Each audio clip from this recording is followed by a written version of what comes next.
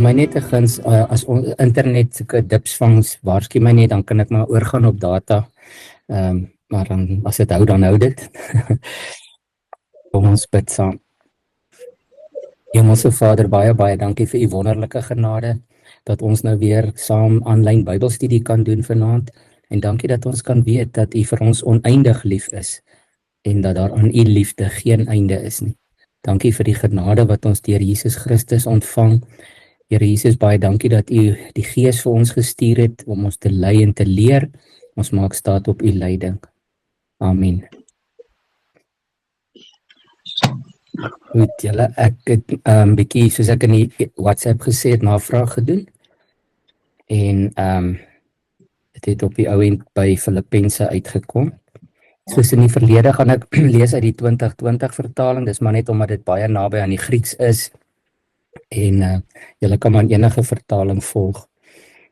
Nou, soos julle nou sien, die brief klink 'n bietjie stomp, want dis hoe dit in die Grieks staan. Daar staan net Paulus en Timotheus, diensknegte van Christus Jesus, aan al die heiliges in Christus Jesus wat in Filippi is, en ook die opsieners en diakens. Genade vir julle en vrede van God ons Vader en die Here Jesus Christus. Nou, dan slaan hy oor na die enkelvoud toe, maar Timotheus was by hom en hom dalk gehelp, dink of skryf, maar dan sê hy in vers 3, ek dank my God elke keer wanneer ek aan julle dink. Altyd in elke gebed van my vir julle almal, bid ek met blydskap oor julle deelname aan die evangelie, van die eerste dag af tot nou, juis hiervan, oortuig dat hy wat 'n goeie werk in julle begin het, dit sal voltooi tot op die dag van Jesus Christus Jesus. Dit is immers vir my reg om so oor julle almal te dink, omdat ek julle in my hart hou.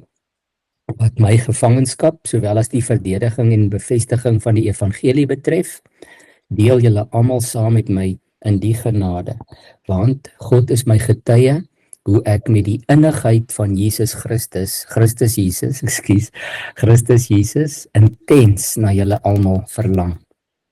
Ek bid juis dat julle liefde al hoe meer sal toeneem in kennis en insig, om die dinge wat saak maak te kan onderskei, sodat julle met die oog op die dag van Christus innerlik suiwer en onberispelik kan wees, gevul met die vrug van geregtigheid deur Jesus Christus, tot verheerliking en lof van God. Daar is nou 'n logiese onderbreking in die gedagtes, so ek het nou net daar gestop. Vanaand is baie oorsigtelik, maar daar's lekker baie vrae en ek hoop ons gaan hulle kan deurwerk. Dis baie praktiese vrae ook, maar die eerste week is nou 'n bietjie net so oorsig oor die hele brief, dan sal ons bietjie meer in detail kan ingaan van volgende week af. Nou die skrywer of die outeur is, sê maar net, die brief word afgeskop deur Paulus en Timotheus, wat hulle self as diensknegte van Christus Jesus identifiseer.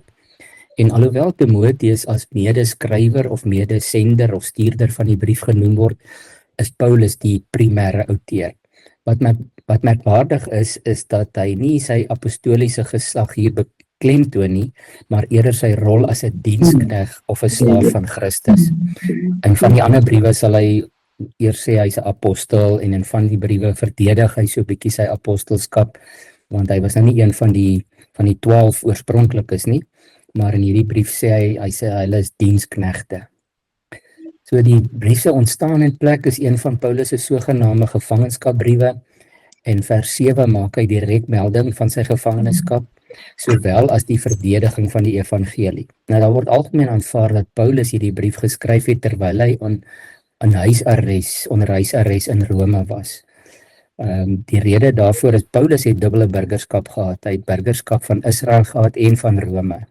Hy verduidelik dit in sy skrywes, en daarom het hulle in Rome dit vir hom vergun om in huisarrest te wees en nie in 'n tronk nie. Hy skryf die brief aan die heiliges in die stad Filippi in die Romeinse provinsie Macedonië.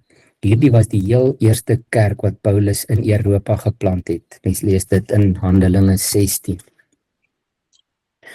Nou die tyd is waarskynlik geskryf rondom die jaar 60 tot 62 na Christus, tydens Paulus sy eerste gevangenskap, ek het dit geweet. So hy was nog nie so oud nie, maar hy was in Rome in huisarrest. Die hoofteologiese temas is eerste een wat ons na kyk is blydskap en vreugde. As mens nou sommer so oor die brief dink, julle almal kan seker dadelik dink aan Filippense 4 vers 4, verbly jou in die Here. So dit is so half 'n hooftema, alhoewel daar baie ander sake ook aangeraak word. Blydskap en vreugde, ten spyte van sy kettinge, loop die brief oor van blydskap. En reeds hier in die inleiding noem Paulus dat hy met blydskap vir hulle bid. En dan gaan dit oor vennootskap of koinonia. Koinonia is die Griekse woord vir saam wees of aan mekaar gebind wees. 'n Baie sterk tema in die brief is die intieme band en die samewerking tussen Paulus en hierdie gemeente. Hy dank God vir hulle volgehoue deelname aan die evangelie. Nou dit is 'n baie kosbare begrip daardie, deelname. So hulle was nie net ontvangers of luisteraars nie, hulle het deelgeneem aan die hele konsep van die goeie nuus en die gevolg van 'n gemeente wat daaruit voortvloei. Nou oor die Christologie beteken maar net die Christusleer of die gesindheid van Christus. Hoewel dit in hoofstuk 2 verder uitgebou word, lê Paulus die grondslag dat die gelowiges se innerlike lewens deur Jesus Christus gerig moet wees, sodat hulle lewens getuig van die vrug van geregtigheid tot eer van God. En dan nog 'n tema is God se getrouheid en sy soewereiniteit, die onwrikbare sekerheid dat God in beheer is en dat hy sy verlossingswerk end-uit sal deursien, soos gesien in sy oortuiging dat hy wat die goeie werk begin het, dit sal voltooi op die dag van Christus Jesus. Nou natuurlik verwys dit na die dag van sy terugkoms, sy wederkoms. Die kleiner konteks van vers 1 tot 11 is maar net hier 'n bietjie uiteengesit. Die eerste 2 verse is die groet. Die brief word spesifiek gerig aan al die gelowiges, letterlik staan daar mos heiliges in die Grieks. As ook die spesifieke leierskap, opsieners en diakens. En later in die ontwikkeling van die Christendom en Paulus se briewe, as jy dink aan Timoteus, die opsieners was waarskynlik ouderlinge. En die diakens kan mens weer gaan lees in Handelinge 6 waar die eerste diakens gekies is om die versorging van die weduwees en die weeskinders te hanteer. Nou hy rig dit spesifiek ook aan hulle daar in Filippi, die leiers. En hy spreek 'n pragtige seën van genade en vrede oor hulle uit van God die Vader en Jesus Christus af. Dit is hoe die meeste briewe begin, is met 'n seën uitspraak. Nogal goed. En die een rede daarvoor is, ek dink ek het dit al genoem, julle weet dit waarskynlik ook, dat die briewe was baie keer op bladsye perkament geskryf, maar as dit in 'n rol was, opgerol, dan moes jy, as jy hom oopmaak, heel bo aan kon sien van wie dit afkom, en daar kry jy sommer jou seëngroet. Jy hoef nie te wag tot aan die einde nie, en dan aan die einde herhaal hy gewoonlik 'n seën. Dan vers 3 tot 8 is danksegging. Paulus gebruik sterk emosionele taal wat sy band met die gemeente weerspieël. Hy noem spesifiek dat hy hulle in sy hart hou. Sy dankbaarheid spruit voort uit die praktiese en geestelike vennootskap. Hulle het dikwels van hom geldelike en morele ondersteuning vir hom gestuur, terwyl hy swaar gekry het in die verspreiding van die evangelie vanaf dag 1. Soos ons nou nog gehoor het, dit was die eerste gemeente wat hy geplant of gestig het. En dan voorbidding, vers 9 tot 11. Hier stel Paulus dit duidelik dat hy vir die gemeente bid. Hy bid nie net vir voorspoed of verlossing uit swaar kry nie. Sy gebed is gerig op geestelike volwassenheid. Hy bid daar spesifiek dat hulle liefde sal toeneem in kennis en insig. Die doel hiervan is dat sodat hulle die vaardigheid sal hê om te onderskei watter dinge in hierdie lewe hier op aarde werklik saak maak. Die uiteindelike doelwit van hierdie onderskeidingsvermoë is sodat hulle innerlik suiwer en onberispelik voor God sal wees tot op die dag wanneer Christus terugkeer. Natuurlik alles tot sy verheerliking en lof. Goed, is julle reg? Dis baie vrae. Maar eers gou kans gee as iemand iets wil deel of wil vra, of as jy dalk, baie van ons het waarskynlik al 'n slag Filippense Bybelstudie gedoen. As daar iets is wat jy wil deel met die groep, is jy welkom om dit nou te doen. Johannes? Chris.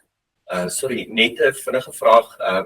As jy sê, daai brief was so omtrent 60 na 62 na Christus geskrywe, meen dit dat Paulus omtrent enige iets in sy 50 tot 70 sou gewees het?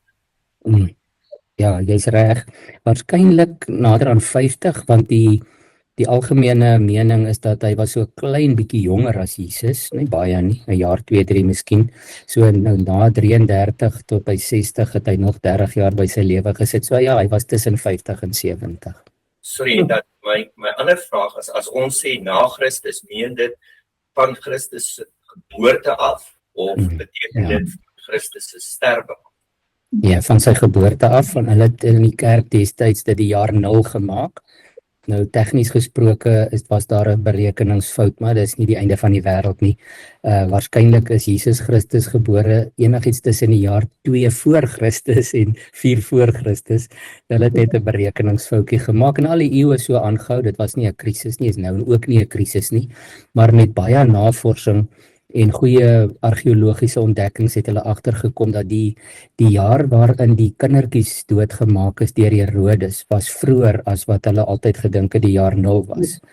So en hy het al die seentjies onder 2 laat doodmaak. So dis hoekom hulle dit toe kon bietjie meer akkuraat bepaal. Maar as daar staan na Christus, dan sit van 0 af sy geboorte, en die moderne mense wat nou probeer om nie enige godsdiens na te kom nie, praat nou nie meer in Engels van before of after Christ nie.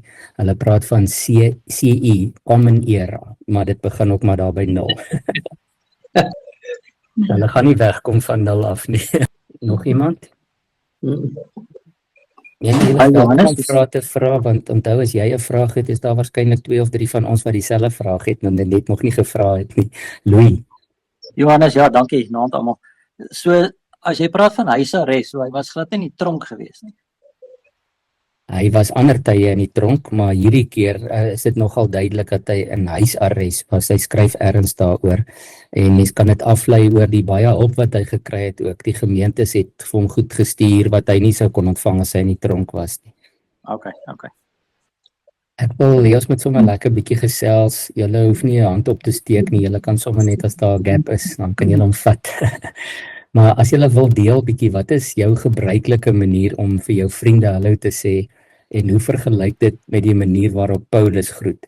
Nou ons moet tog in ag neem, hy skryf 'n brief aan 'n gemeente wat hy gestig het. Dis redelik formeel en hy's hulle leier, hy's hulle stigter, hy's hulle apostel. So dit was meer formeel. Maar as ons nou dink hoe ons 'n brief deesdae of 'n e-pos of 'n WhatsApp sou begin, of as jy iemand vir 'n rukkie nie gesien het nie, hoe groet julle vir hulle? Begin ons met 'n seën of begin ons met 'n klagte? Ek sê altyd man, kla jy maar eerste. Ja. Kom Johannes reg. En of baie mense sê nee, toe maar geen nuwe klagtes nie. Maar dit is eintlik baie negatief, nee.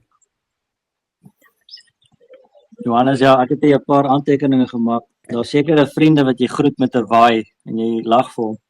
Ja. Ander groet jy met 'n hand, maar daar gebeur ook nie veel verder nie. En dan is daar tog die vriende wat jy omhels en jy's bly om hulle te sien.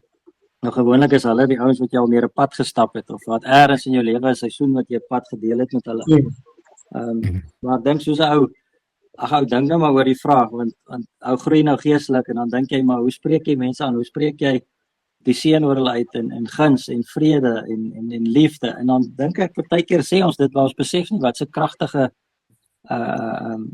dinge sê ons oor mense nie, en miskien doen ons dit te min. Ja.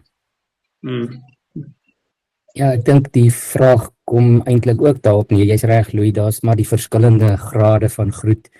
Maar dat ons dalk 'n bietjie meer kan dink om met 'n seën te begin. Jy weet, ons of afsluit ten minste as ons iemand tot sien sê. Maar nou na 'n kuier doen ons dit gewoonlik. Ons sê vir hulle ons bid hulle sal veilig ry en die Here seën julle. Maar dis interessant dat hulle so begin het in die briewe skrywery van daai tyd. Nou, ons het al 'n bietjie oor vraag 2 gesels in 'n ander konteks, maar wat bedoel Paulus as hy die lesers as heiliges aanspreek? En julle weet tog nou, dit was die oorspronklike aanspreekvorm in die hele Nuwe Testament.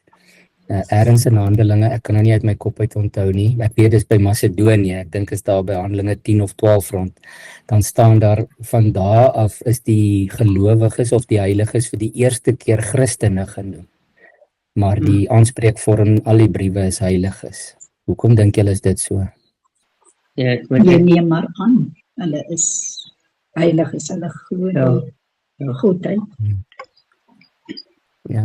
Dominee, ons is mos na die beeld van Jesus geskape en hy was heilig. Ek weet Ja, nee, Tannie is reg. Ek kyk, ons dink nou onlangs eers weer 'n bietjie oor hierdie gedagte en hierdie woord, want ons het maar groot geword met gelowiges. Nou, die nuwe direkte vertaling het spesifiek gekies om dit direk weer te vertaal met heiliges. En ek dink ons het dit in Hebreërs gedoen, dat die gelowiges is as heiliges aangespreek, want hulle is heilig in Christus. Hy het ons geheilig. En daarom het ons ook gepraat oor die woord heiligmaking, wat 'n dubbele betekenis het. Jesus Christus het ons klaar heilig gemaak. Nou werk ons net dit verder uit, ons geestelike groei, maar oorspronklik het ons altyd, ek het maar groot geword met heiligmaking beteken geestelike groei. Maar dit is nie reg nie, want dit klink of ons na iets toe moet werk wat nog moet realiseer, terwyl die Nuwe Testament leer ons vanuit Christus se verlossing het hy ons heilig verklaar en gemaak. Hy het ons klaar heilig gemaak. En heilig beteken letterlik ons maar net eenkant gesit, behoort aan God, God se eiendom. Dit is wat dit letterlik beteken. Ja, ek moet sê Johannes, as 'n mens dit besef, dan sit jy in so, verstaan my mooi, 'n magtige posisie, want en ek dink ons besef dit nie, en ek het regtig hierdie sessie deur Hebreërs het was vir my 'n eye-opener geweest om te besef wie ek regtig in Christus is en wat hy vir my gedoen het.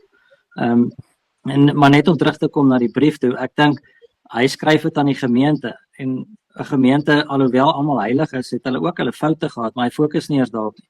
Hy skryf aan die gelowiges, en dit beteken daar's sterk gelowiges, daar's swak gelowiges, of ouens wat jonger tot bekering gekom het of wat ook al, en dis vir my mooi. Hy weet dit, maar hy fokus nie daarop nie. Maar die heiligheid gee vir hulle almal, en dan vir ons ook 'n posisie in Christus, en ons leefwys, ons lewensproses is hoe ons meer leer om soos Jesus te lewe. Ja, Louis is reg. En wat ons nou ook hierso sien, ons lees dit nie altyd raak nie, maar as hy nou so groet, dan begin hy by ons identiteit in Christus. Hy kon net sowel gesê het, ek groet julle kinders van God, ek groet julle gereddes, ek groet julle wedergeborenes. So hy begin by ons nuwe status in Christus.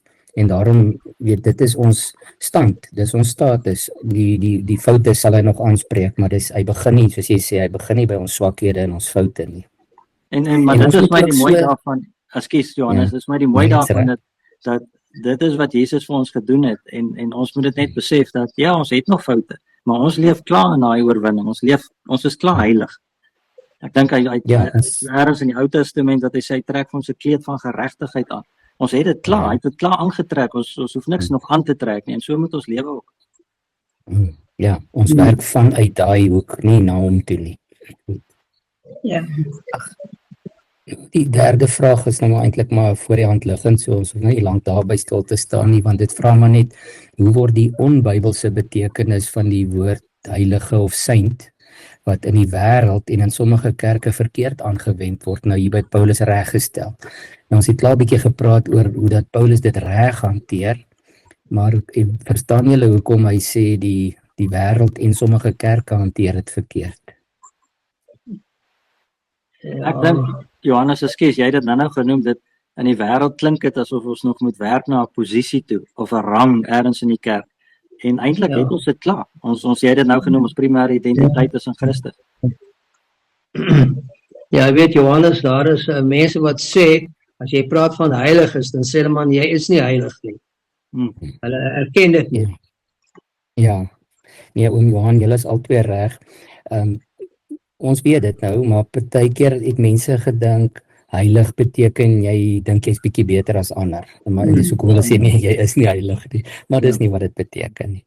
En dan die ander fout is natuurlik uit die Rooms-Katolieke Kerk. Daar is almal nie heiliges nie.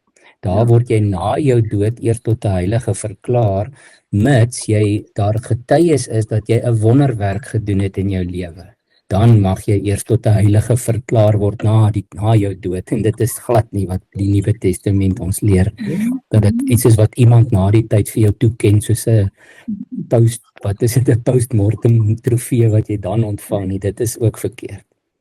Johannes, maar is dit nie ironies hoe daar na werke gekyk word dan? En Ja, ons absoluut. van our werk is werke eintlik irrelevant. Ja. En daarom is ons dankbaar vir die hervorming, die reformatie, nie? Ons weggestap het van daai werke geloof. Dit sluit nou nog steeds hierby aan, maar julle kan gerus bietjie julle gedagtes deel. Wat bedoel Paulus by nommer 4 met al die heiliges in Christus Jesus? Almal wat aan die Here behoort, is dit nie? Ja, wel ons is in die Here is die wat ons genoem het heilig is. Dit is, ons heiligheid is nêrens anders nie as in Christus. Maar ek wil net so een vers daar uit Romeine 6 gou saam met julle lees, want daar word dit baie duidelik uitgespel eintlik. As julle wil, kan julle Romeine 6 se eerste paar verse bietjie gaan lees.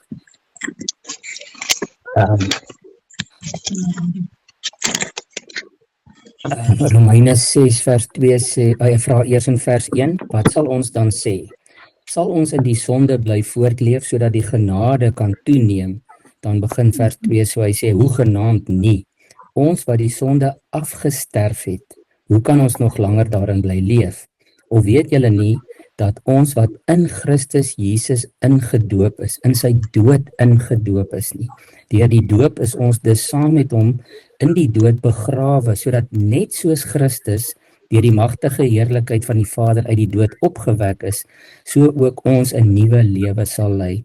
Ons is inderdaad met hom saamgegroei, as ons inderdaad met hom saamgegroei het in 'n dood soos syne, sal ons ook met hom saamgroei in 'n opstanding soos syne.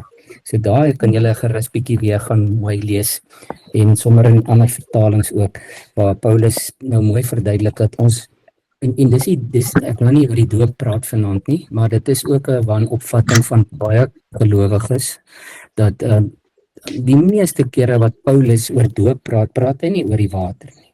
Hy praat daaroor dat ons in Christus ingedoop is. En dis wat hy nou daar in Romeine 6 so oor en oor beklemtoon. Ons is ingedoop en dit beteken ons is letterlik vanuit God se oogpunt saam met Jesus begrawe en ons is saam met hom opgewek. So dit is miskien maar net ook verduidelikheid vir die lesers, almal wat geheilig is in Christus, nie op 'n ander manier nie. Goed. Nommer 5 sê, hoe belangrik is 'n groet in julle gesin en om mekaar te erken en te waardeer. Doen ons dit genoeg? Ons probeer, maar Ja, ons probeer. Nee, is reg. Ek dink mens moet net 'n bietjie moeite doen om dit meer te sê, want ons weet almal spyt kom te laat. Ja. En as mens dan, dit is vir my altyd so hartseer op begrafnisse, al die lofbetuigings, dan wonder ek, het hulle dit daarom vir die persoon gesê terwyl hy gelewe het ook of sy? stop wel. Ja, Johannes, ek dink nou sommer terug om my daar op Elandshoogte. As Marita nou van die dorp af kom, 100 kilos of 90 kilos gery saam met die kinders en sy's moeg, dan kyk ek altyd, hoe word die hek oopgemaak? Word hy mooi oopgemaak of word hy oopgestamp? En dit bepaal hoe ons mekaar groet. Jy lees eers die tekens, nee. Ja, nee, verseker. Maar ja, dit is nou toe die kinders jonk was, maar nou dat hulle uit die huis uit is en 'n ou hulle mis en oor 'n telefoon praat, ja, as hulle by die huis kom, ek wil amper sê ons is soos 'n klomp wille honde wat teen mekaar opspring en ons is bly om mekaar te sien en jy lek en jy byt en jy groet. Ja, maar dis tog hulle huis, dis tog hulle identiteit wat jy geskep het en ja, dan dink jy terug aan die dae wat jy dit nie gedoen het nie. So jy's baie reg, ou moet dit eintlik meer doen. Ja. So.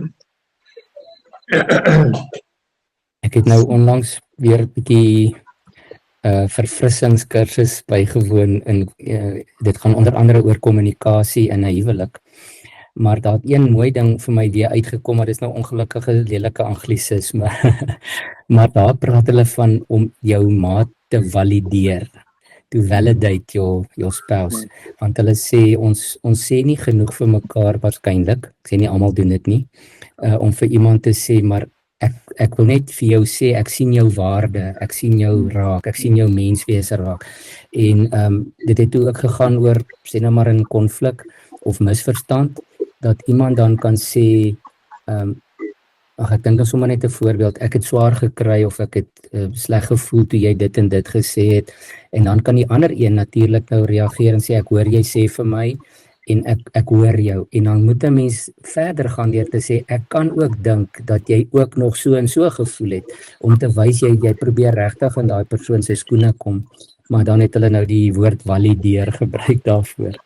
Ons kan dit bietjie meer doen met almal wat ons wil dit meer doen. Ek mens moet nou nie elke ou wat jy raakloop in die dorp valideer nie of erken en waardeer nie, maar mens moet meer gereeld vir mekaar sê ek waardeer dit wie jy is. Ja, verseker Johannes, ekskuus ek praat baie vanaand, maar dit skep ook 'n mate van emosionele veiligheid. As jy elke keer met dieselfde groet kom, dan kom ons hou nou maar by die familie, dan weet jou vrou en kinders wie jy is. Maar as jy nooit groet nie en ewe skielik is jy bombasties en die volgende dag liefdevol, dan sukkel hulle ook maar om 'n identiteit te vorm. En so dis vir my 'n mate van emosionele veiligheid. Ja, dis reg. Ja, Chris. Ook 'n ander gedeelte wat baie belangrik is wat ek gelees het wat jy voor die tyd al begin het mee, is net nadat hy die groet gedoen het hy ook God gedank vir wat hulle is. En ek dink dit is so belangrik om dit nie te vergeet om ook vir ons gebed wanneer ons besig met God ook te praat, nie net eers te begin kla en te vra en te eers te begin dank, want daar is soveel waarvoor ons dankie kan sê. En ook om vir ander te wys hoe dankbaar jy is vir hulle. Ja, nee, Chris is baie reg. Ag man, ek of nou nie prekerig raak nie vanaand nie, maar ek wil net weer sê, ek dink ons kan dit baie meer doen. Ek sit nou net sommer ook hier in my gedagtes gaan, dat 'n mens vir jou lewensmaat baie meer sal sê, hoor hierso, ek waardeer dit, maar dat 'n mens ook as ons bid, en vir as mens saam bid, net kan sê, Here, baie dankie vir hierdie wonderlike vrou wat U vir my gegee het. Jy weet dat sy ook hoor, jy's vir die Here dankbaar daarvoor. En so ek dink mens kan in elk geval in ons gebede ook vir die Here dankie sê vir die mense wat hy in ons lewe geplaas het. Ja. Goed. So. Okay, wat het Paulus gedoen? Ons het nou dit eintlik gesê, wanneer hy aan die Filippense gedink het, hy het sê hy het vir hulle gebid. En hy het regtig hulle waarde raak gesien en dit aan die Here genoem ook nie. Nou daar is nommer 7 so 'n klein bietjie. As ek nou agterna na die vraag kyk, so 'n klein bietjie voor die hand liggend, maar daar was 'n hegte vennootskap, 'n hegte band tussen Paulus en daai eerste gemeente van hom, nê. Mens kan dit sommer agterkom. Nou as iemand wil gou teruggaan na vers 6 toe, waaroor was Paulus vol vertroue? Wat het ons daar gelees? Terwyl dat hy goeie werk in julle begin het, wat hy sal volëindig. Ja, dis 'n fantastiese vers daai net aan hom. Pragtig. Ja. En ons ken hom eintlik almal, ons kan hom onthou, al weet ek nie altyd waar dit staan nie. My nommertjies is nie altyd reg nie, maar ons ken hierdie woorde van dat Christus die geloof wat hy in ons begin het sal volëindig, dat hy die pad end uit met ons stap en ons nie ergens langs die pad gaan los om een of ander rede nie. So dit is nogal vir ons ook bemoedigend, nê. En ek dink dit is waar ons dalk dit verkeerd verstaan, want wat se werk doen hy aan ons? En ek wil terugkom na ons Hebreërs Bybelstudie toe, wat dit so mooi oopgebreek het, dat eers as jy verstaan wat Jesus vir ons gedoen het, verstaan jy wat God in jou lewe doen. En waarom beter wil jy 'n beter voorbeeld as Jesus hê? Ek meen, as ons streef om te lewe soos hy, waar kry jy 'n beter voorbeeld? Ek dink baie keer, ons is maar almal net mense, maar ek wonder baie keer hoekom mense halfpad deur hulle verhouding met die Here begin dink hy het hulle gelos. Hy sal dit nooit doen nie. Die woord sê hy bly getrou, al is ons ontrou. Ja. En hier hoor ons nou weer, hy sal die goeie werk wat hy begin het, sal hy voltooi, sal hy deurdra saam met ons. Goed. Vers 7 en 8, hoe het Paulus oor die gemeente gevoel? Daar het ons gelees, dit is immers vir my reg om so oor julle almal te dink, omdat ek julle in my hart hou. Ja. En dan sê hy in vers 8, want God is my getuie hoe ek met die innigheid van Christus Jesus intens na julle almal verlang. Ja. Dis nogal intens, nee. Ja. Ja, Johannes, ek het hier vir myself geskryf, daar was 'n diepe verbintenis en ware liefde en omgee vir die gemeente van sy kant af.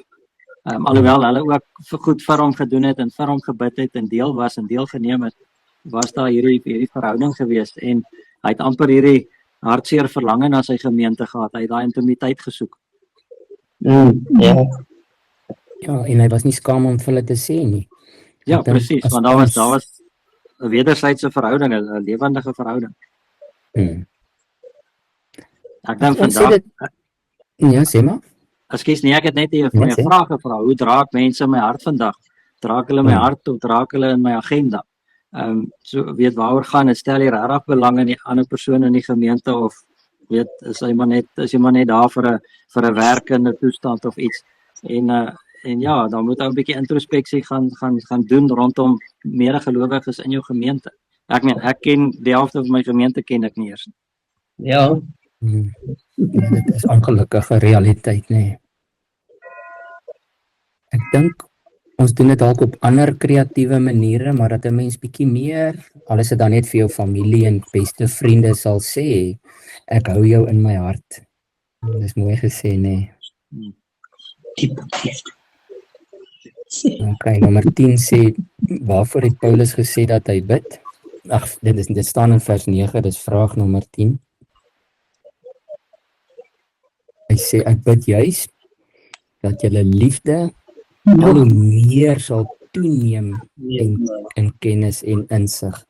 Ek het nou so bietjie die laaste tyd paar keer gelees oor Paulus wat op baie plekke sê ons liefde moet toeneem. Petrus het dit ook geskryf, Johannes ook, maar Paulus het nou baie briewe geskryf, so hy sê in baie van hulle dat hy sê ek sien julle liefde raak, maar ek bid dat dit nog meer sal word. Ja. Ja. Miskien is die probleem dat ons miskien maar 'n bietjie kieskeurig is met ons liefde, nee. Hoekom sê jy dat jy nie verliefd is? Ja, ons Ja, Johannes, ek het hier 'n opmerking gemaak. Ons moet dus vandag ook leef met 'n liefde wat verander en nie net 'n liefde wat mense laat goed voel nie. Ja. Ek het nou verlede week ergens gelees,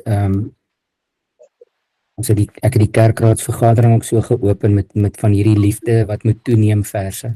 En Paulus en Petrus sê dat hy sê ek sien julle broederliefde raak vir mekaar, maar nou bid ek dat julle mekaar vurig sal lief hê. Ek weet nog nie of ons mekaar in 'n gemeente vurig lief het nie. Ons moet mekaar regtig vurig lief hê, van harte, sê hy. Ja, ons kan 'n bietjie daaroor dink, nee. Goed, nommer 11 sê ons moet bietjie kyk na vers 10 en 11, watter twee uitkomste of doelwitte het Paulus nagejaag. Hy sê om die dinge wat saak maak te kan onderskei, sodat julle wanneer Christus kom innerlik suiwer en onberispelik sal wees, gevul met die vrug van geregtigheid deur Jesus Christus tot die verheerliking en lof van God. Dis daai twee uitkomste, nee. Dis nogal ook 'n mooi manier om te dink aan 'n mens se verhouding met die Here. Ons dink nie altyd aan uitkomste nie. Ons besef dis 'n avontuur en dis 'n reis en dis 'n lewende verhouding, maar daar is ook uitkomste wat in gedagte gehou behoort te word. Johannes, kan jy net gou weer gee? Daar staan, ek net gou teruggaan. Die eerste een het ons nou gepraat oor die liefde wat sal toeneem, en dan die twee ander het hy gesê om die dinge wat saak maak te onderskei. Sou dit 'n gawe van onderskeiding wees? Nee, ek dink nie heeltemal nie, so bietjie, maar ek dink dit gaan meer oor prioriteite. om die dinge wat saak maak te kan onderskei. Ons is maar almal besig met goetertjies wat nie regtig saak maak, of wat ek liewer sê, ons die ouer mense het altyd gepraat van dinge wat ewigheidswaarde het, en dis 'n ding wat ons miskien maar meer kan sê vir mekaar ook. Is ons besig met goed wat ewigheidswaarde het, of is ons besig met die tydelike goed? So ek dink dis meer dit, as ek dit reg verstaan. Ek het net myself verwys na sê, my idol in die Bybel. My idol in die Bybel is Daniël. Daniël 6 vers 4 tot 5 verwys na die feit dat hulle geen fout by hom kon vind nie. Hy het onberispelik gelewe. En ek meen, hy was ook maar in 'n heidense regering en onder politieke druk wat hy moes werk, en daar was verskriklik jaloesie in sy onmiddellike omgewing, maar ten spyte daarvan het hy standvastig gebly. Sou dit so iets wees? Ja, ek dink so. Ek dink nie, wat dink die ander van julle, maar ek dink dit is 'n goeie voorbeeld. En kyk, Paulus het ook baie keer gesê, volg my voorbeeld na. Hy sê, hy het nie probeer spog met homself nie, hy het gesê, want ek volg Christus se voorbeeld. So kan ons met vrymoedigheid vir iemand sê, hoorie so jong, volg my voorbeeld. Kom ek lees gou vir julle vers 9 tot 11 in die boodskap. Daar skryf hy, weet julle waarvoor bid ek? Ek bid dat julle al hoe nader aan Jesus sal leef. Dit is moontlik as julle bereid is om uit julle geestelike ervaring te leer. Dan sal julle altyd die beste keuses kan maak. Dit sal sorg dat wanneer Jesus weer kom, niemand 'n vinger na julle sal kan wys en julle van swakhede beskuldig nie. In alles wat julle doen, sal mense kan sien dat julle verhouding met God reg is. Jesus Christus sal julle help om reg te lewe. So sal mense aan julle kan sien hoe wonderlik God is. Dan sal hulle met opgewondenheid oor sy grootheid praat. Dis natuurlik daai laaste wat hy sê, alles tot eer van hom, nê. Ja, dit help baie keer so 'n bietjie om 'n ander vertaling op te lees. Is so. Is so. Ons het nou 'n bietjie daaroor gepraat by nommer 12. Waarom was dit vir die apostels 'n goeie gewoonte om 'n brief met 'n Christelike seënbede te begin? Nou, ek het 'n bietjie gedink, julle moet my sê, wat dink julle? Maar kom, begin ons net eredienste so. En nie sommer, ek gaan nie sommer elke gesprek oor rugby en politiek in die weer nie, maar as ons nou regtig met by mense kuier, as ons aankom daar, om met 'n seëngroet te begin. Baie Ek dink as dit die regte vriende is, sal hulle nie geskok wees, so hulle oë sal nie rek nie. Nommer 13 sê, watter godsdienstige of geestelike bemoediging kan jy vir ander Christene bied, aangesien ons nou nie meer eintlik fisies briewe skryf nie. So watter ander manier is daar om vir mense 'n bemoediging te doen? Doen nie om vir hulle te bid. En laste te dra. Ja. Jy weet, dit help nie altyd om vir iemand dalk 'n ding te sê, die regte ding te sê nie, want jy weet, hulle voel dalk skuldig oor wat hulle doen of wat ook al, dan is dit seker beter om vir hulle te bid ook. Ja, Tannie Jessie is baie reg. Veral as dit nou nie ons gewoonte is om dit gereeld te doen nie, dan kan mense dalk vinnig skuldig voel of wonder of jy nou, het nou gepraat van 'n agenda, of jy 'n agenda het. Maar as jy, dis omdat ons dit nie baie doen nie, net dat as ons dit nou doen, dan wonder hulle wat is nou aan die gang. Maar by punt 14 het ek ek dink nie dis 14 nie, dis in 17, ons sal nou daarby uitkom oor 'n paar praktiese voorbeelde wat julle ken. Ja. Nou, kom ons kyk eers na vraag 14. En julle hoef dit nou nie te sê nie, oor ek hier is vanaand nie, want dit het niks met my te doen nie. Maar Paulus het die gemeente in Filippi geprys. Dink 'n bietjie en skryf 'n bietjie en sê vir die Here vanaand, watter positiewe dinge kan jy oor jou eie gemeente sê? En ons is baie geneig om te kla oor alles wat skeef loop en swak die bywoning en die ondersteuning en die betrokkenheid is, maar waarvoor is daar wat ons vir dankie kan sê wat positief is? Maak 'n bietjie vir julle elkeen 'n lysie. Ek het een keer by 'n verkeerslig in Pretoria, toe stop iemand so 'n kaartjie in my hand. Hulle staan by die verkeersligte en adverteer hulle kerk. Maar op die kaartjie staan, ek het hom hier voor my op my kennisgewing bord, I think you would like my church. en hulle deel dit by die verkeerslig uit en dan staan nou 'n webwerf op wat jy kan gaan kyk waar is hierdie kerk nou, maar die kaartjie sê ek dink jy sal van my gemeente hou. Ek hoop ons kan dit sê van ons gemeente ook, nee. Ag, ek dink daar's baie liefde in ons gemeente. Ek dink so. Ja, nee, ek stem. Ja, Johannes ook dit en jy weet die feit van die omstandighede in ons kerk dat die mense nog steeds positief bly en positief werk vir oplossings. Ja, dit is so. Maar ons sê dit dalk, ek meen, ek het al vir mense gesê, ja, kom bietjie Alkmaar toe, ek dink jy sal hou daarvan. Want ons het 'n unieke opset ook, party mense praat van die plaaskerk, maar ons is nie so formeel en so vol gedrewenheid, en ons probeer nie met die Joneses bybly nie. So ek hou daarvan, dat ons net ons gewone self kan wees hierso. Is nie pretensie en snobs en mense wat dink hulle is beter as ander nie. Ja. Ekskuus, ek wil nie lelik wees nie, maar ek hoor baie keer by ander gemeentes in die stede en dorpe waar dit bietjie so gaan.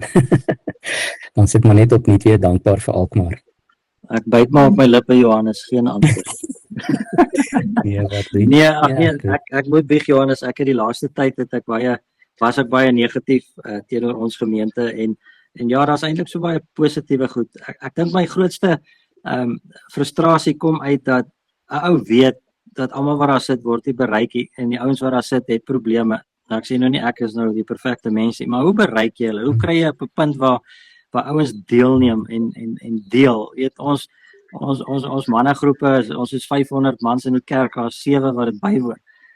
En ek verstaan daar's baie wêreldse dinge, aktiwiteite wat ons by betrokke is, maar ek wil dit terugbring na hierdie verstaan ons wie ons is, Hebreërs en Filippense. Filippense is maar die toepassing van wat ek verstaan in Hebreërs. En ek was ook vasgevang in dinge gewees. Maar hoe bereik jy daai paas? Daai paas met die jong kinders. En ek oordeel nie, dis vir frustrasie vir my. Dis lekker om kerk toe te kom, is lekker om te sien hoe hy groei. Maar weet ons moet by die mense se harte uitkom. Ja, dit is waar.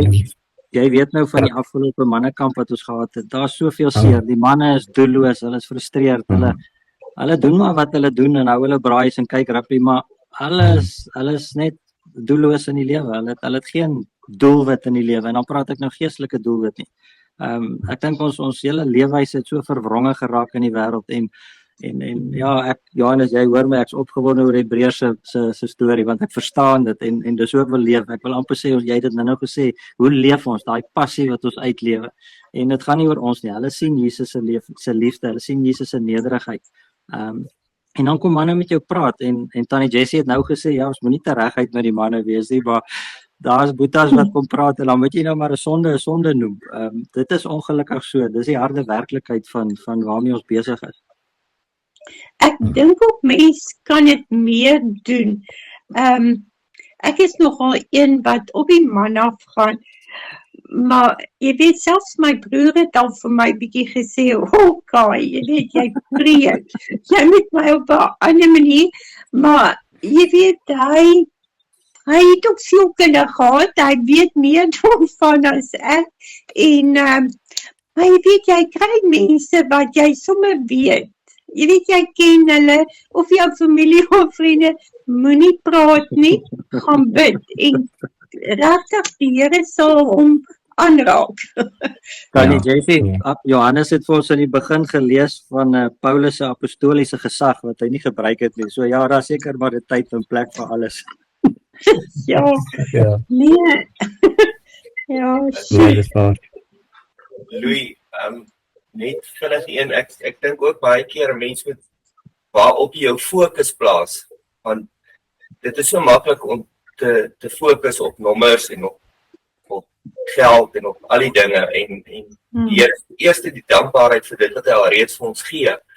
En baie keer kyk ons dit mis om daai dankbaarheid raak te sien vir dit wat hy al reeds vir ons gee. So soms sien dit as jy jou fokus net reg hou op Christus en oor dit wat hy doen, sal die wat sien wat jy doen honger raak en ook dit najaag. Ja, verseker. Ja, Ja, dankie Chris. Jy herinner ons. Dis die wonder van ons God is hy gebruik goed wat gekom het om jou lewe te verwoes of jou huwelik te verwoes, gebruik hy magtig om sy koninkryk te bou en ek dink as ou dit verstaan dat jy's nie vasgevang in daai oortreding wat jy begaan het nie. Jy kan dit gebruik as om uit 'n posisie van oorwinning te lewe. Dan leef jy mos Jesus se liefde. Ja, is verseker. Goed, 15 kan julle maar net so 'n bietjie oordink. Waarom is Paulus se gebed vir die Filippense 'n goeie gebed om na te volg? Ons kan maar ons eie gebedslewe dink. Maar ek wil graag hê as julle dit wil doen, vanaand as jy kans kry by nommer 16 self bietjie te gaan sit en dink waarvoor kan jy vir die Here dankie sê vir die gemeente waarvan jy 'n deel van die liggaam is. Nou nommer 17 want ek sien ons tyd gaan ook ons gaan dit net mooi maak. Maar julle is welkom om nog te gesels, maar nommer 17 is nou daai praktiese een wat ek van gepraat het. Waar kan jy hierdie week iemand op sy of haar Christelike pad bemoedig? Met wie of waar gaan jy sommer dadelik begin want jy weet van uitstel kom afstel, nê? Dalk moet jy net vanaand 'n kort lysie maak van 3 of 5 of 2 of 1 persoon vir wie jy 'n brief of 'n e-pos of 'n WhatsApp boodskap kan stuur of 'n oproep kan maak. Maak net 'n lysie en dan kan jy so elke dag een doen as jy wil. Want jy weet daai konsep van as jy sommer deur die dag so loop en jy dink aan allerlei ander goed en skielik kom iemand net in jou gedagtes op. Dan is dit die tyd om vir daai persoon 'n boodskap te stuur en sê, "Ai, hoe gaan dit met jou? Ek het sommer aan jou gedink vandag." En baie keer is dit op presies die regte tyd wat hulle dit nodig gehad het. En dat ons mekaar bietjie bemoedig. Verseker. Nog enige laaste opmerking of 'n vraag? Kom ek sê vir ons dankie. Here Jesus, baie dankie vir u wonderlike genade dat ons in u saam met u gesterf en opgestaan het, so dat u ons so beskou en vir ons heilig gemaak en verklaar het uit niks wat ons verdien of kom bydra nie, maar enkel en alleen uit genade. En dat ons die voorreg het om 'n deel van u liggaam te mag wees. En 'n liggaam is 'n eenheid, sê Paulus. Ons is almal ewe belangrik en ons is almal gekoppel aan u. Dankie vir daardie voorreg. Help vir ons om dankbaar te wees vir wat ons het in 'n gemeente of in 'n familie of in 'n gemeenskap. En dat ons ook nie sal vergeet om aan mekaar te dink, vir mekaar te bid en mekaar te bemoedig wanneer dit nodig is nie. Dankie dat u ons daarmee ook sal help. Amen. Amen.